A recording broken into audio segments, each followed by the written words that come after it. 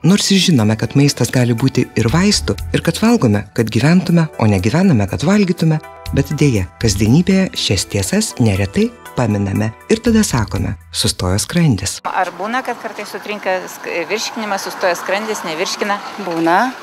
Ką tuomet darote? Ką aš tada geriu pelynų arbatą. Ar būna, kad sutrinka virškinimas? Nu, retkarčiais, labai retai. Kad skrandis sustoja ir nevirškina?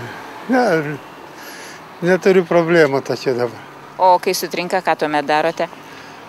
Na, yra vaistukų. Sutrikus virškinimui vaistinėje mes galim parekomenduoti natūralų preparatą Gastroforte.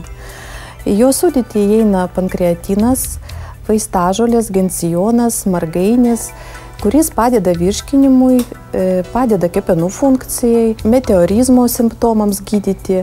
Šitą preparatą gali vartoti vaikai nuo 6 metų, o taip pat, aišku, suaugę.